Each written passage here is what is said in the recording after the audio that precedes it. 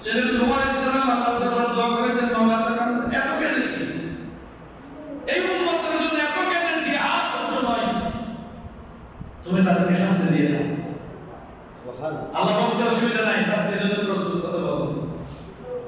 লূত আলাইহিস সালাম আল্লাহকে দোয়া করলেন, মাওলা রে তোমার বান্দাদেরকে অনেক হেদায়েতের বাণী শুনিয়েছি, কিন্তু তারা হেদায়েত হওয়ার মানুষ নয়, অতএব তাদেরকে প্রয়োজনে তাদেরকে তুমি ধ্বংস করে দাও।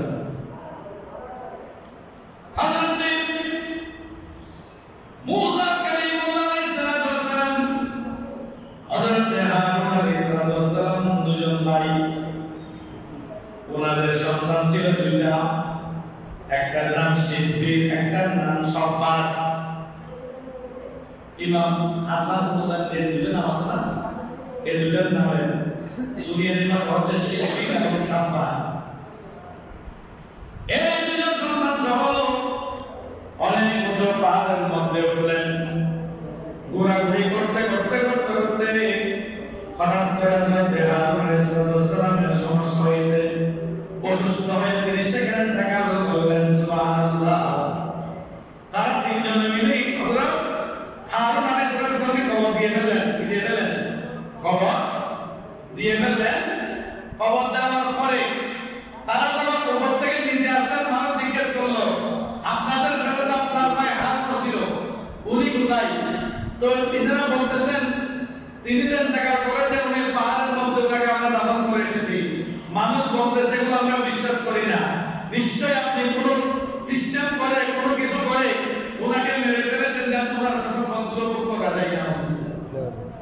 বললো আমি তোমার ভাই, আমি বললো অসুবিধা না, ওনার দুজন সন্তান আমার কাছে উপস্থিত, তাদেরকে জিজ্ঞেস করো তারা কি বলছে। বলে তোমরা বলো, বলছে হ্যাঁ আমার বাবা ব্ল্যাক রোগ কত একটা সমস্যার রোগাক্রান্ত হয়ে ইন্তেকাল করেছেন, তিনি ওখানে পাহাড়ের উপর আমার কাছে তোমাদের কথা বিশ্বাস করবো না, তোমরা নিশ্চয় চাচা সম্পদের উপর বাড়াইতে হয়ে তোমরা মিথ্যা কথা বলতেছো। তো মুসা ইসলাম বলতে তোমরা কি করলে বিশ্বাস করবে, কি করলে তোমরা বিশ্বাস করবে? বললে হুজুর আপনারা চারজন মানুষ পাহাড়ের মধ্যে গিয়েছিলেন, তিনজন মানুষ ফিরে এসেছেন, একজন মানুষকে খবর দিয়ে দিয়েছেন, আমরা চাই এমন একটা প্রমাণ আমাদের সামনে উপস্থাপন করুন যে প্রমাণের ভিত্তিতে আমরা আপনারা তিনজনকে বিশ্বাস করব। সুবহানাল্লাহ। তোমরা কি আমার ভাই হারুন যদি বলে তোমরা কি বিশ্বাস করবে? বলে হ্যাঁ। দেখেন আল্লাহর নবী জিন্দা, আল্লাহর নবীরা কি রাসূলরা আপনার রোজার পাকের মধ্যে সজরে জীবিত, এর প্রমাণ। পাগল প্রোগ্রাম সভাপতি বলতেছে এবার কিভাবে আপনি ডাক দিবেন, ডাক দেন। তো কবরের পাশে গিয়ে বলতেছে ভাই হারুন এরা বিশ্বাস করতেছে না তুমি টাকা করেছ, তুমি একটু জবান থেকে বলো না তাদেরকে তুমি টাকা করেছে। তো কবর থেকে আওয়াজ আসছে দেখো আমি অসুস্থতার জনিত কারণে আল্লাহর টাকা আমি সারা দিয়ে কবরে চলে এসেছি, এতে আমার ছেলে এবং ভাইয়ের কোনো দোষ নাই। সুবহানাল্লাহ। বলতেছে ভাই হারুন তুমি কি পুনরায় দুনিয়াতে চলে আসবে? বলে ভাই না, দুনিয়াতে পুনরায় আসার কোনো প্রয়োজন নাই, দুনিয়ার জমিন থেকে কবরের জমিন আমার জন্য অত্যন্ত আরামদায়ক। সুবহানাল্লাহ। তারা সব বিশ্বাস করলেন, বড় পরীক্ষা গেল। এবার প্রত্যেকজন নবীকে আল্লাহ কি করেছেন? পরীক্ষা করেছেন। আমাদের নবীকে আল্লাহ পরীক্ষা করেছেন, আমার নবীর উম্মতদের আল্লাহ পরীক্ষা করতেছেন। সুবহানাল্লাহ। রমজান মাস দিয়ে পরীক্ষা করেছেন, সারা দিন উপর থেকে ফেরেশতাদেরকে বলেন আল্লাহ দেখো চটপট চটপট করতেছে খাবারের কারণে, খাবার না খাওয়ার কারণে। সামনে পানি আছে, মিষ্টান্ন আছে, দামি দামি খাবার আছে, বান্দার জবান দিয়ে কিন্তু এগুলো প্রবেশ করছে না, একমাত্র আমি আল্লাহর রয়েছে। সুবহানাল্লাহ। যে এমন একটা মাস আমার থেকে বিদায় নিয়ে এর মানে চাওয়া আমাদের কাছে যে আগমন হয়েছে একে ধরে রাখতে রাখতে না, এবার মাত্র ধরে রাখতে হবে। কারণ এটার পরে জিলহজ আসতেছে, এরপরে জিলহজ মাসের মাস, এরপরে মুহররম মাস, একটার পর একটা মাস আমাদের জন্য অত্যন্ত গুরুত্বপূর্ণ।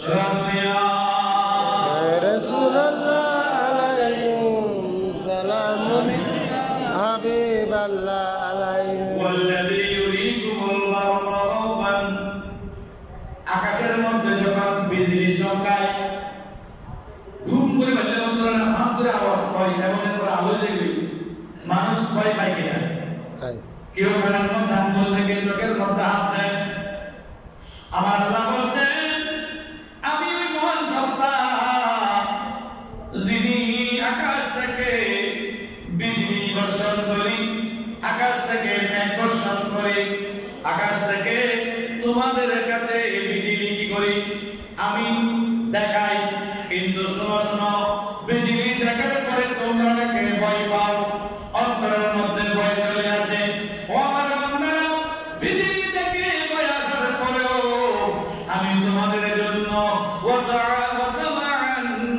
আমি তোমাদের জন্য ওই বিজলির ভিতরে আশাও রেখেছি সুবহানাল্লাহ আশাও রেখেছি কতগুলো মানুষ ছিল আমার নবীর জমানে কতগুলো মুনাফিক ছিল তারা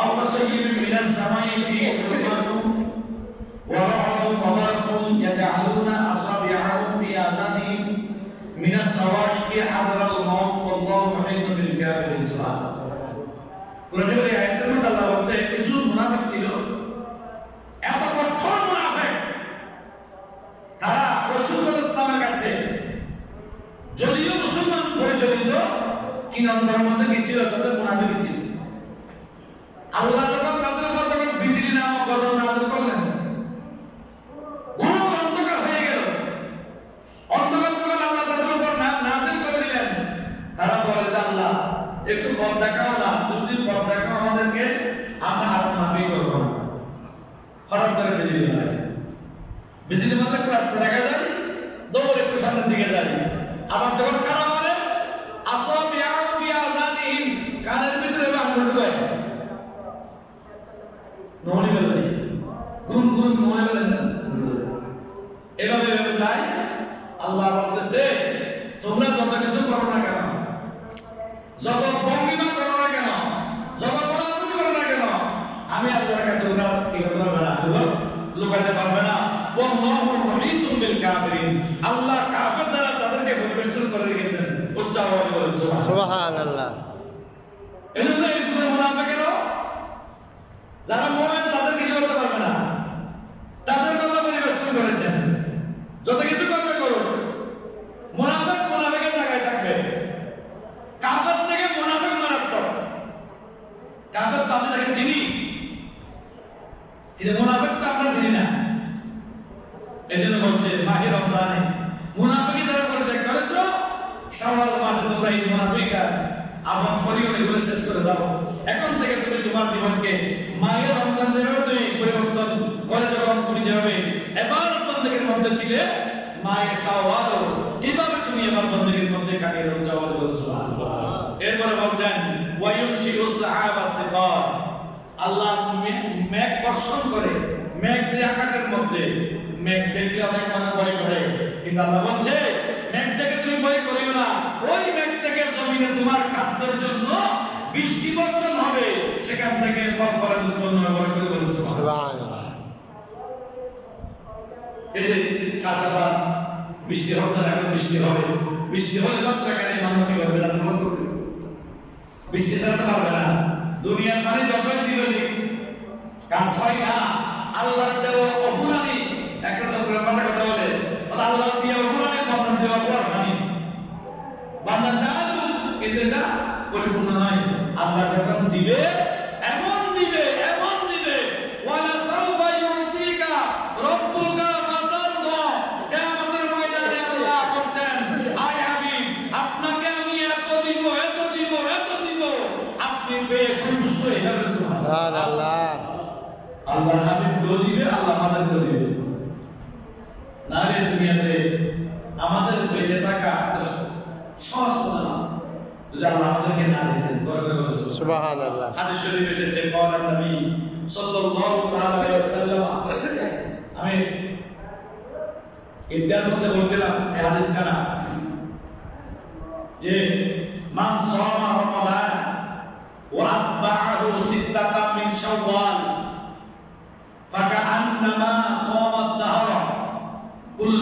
বিল কামাল সুবহানাল্লাহ। আল্লাহ রাসূল সাল্লাল্লাহু আলাইহি ওয়াসাল্লাম বলেন, যে ব্যক্তি মাহে রমজানে রোজা রেখেছে, তারাবি করেছে, সেহরি করেছে, ইফতার করেছে, ভালো কাজগুলো সবগুলো করেছে, এরপরে শাওয়াল মাসে এসে ওয়া বাআহু সিত্তাতাম মিন শাওয়াল, শাওয়াল মাসে এসে 6টি রোজা পালন করেছে। কয়টি রোজা? 6টি রোজা পালন করেছে। পাকা আন্নামা সাওমাত দাহরা কুল্লাহু বিল কামাল, ওই ব্যক্তি যেন সারা বছর রোজা রাখা রাখলো করে বলুন সুবহানাল্লাহ। কয়টি রোজা? 6টি রোজা রাখার কারণে এক বছর রোজা রাখা নফল রোজা, এক বছর নফল রোজা রাখা সওয়াব ফরজ রোজা নয়।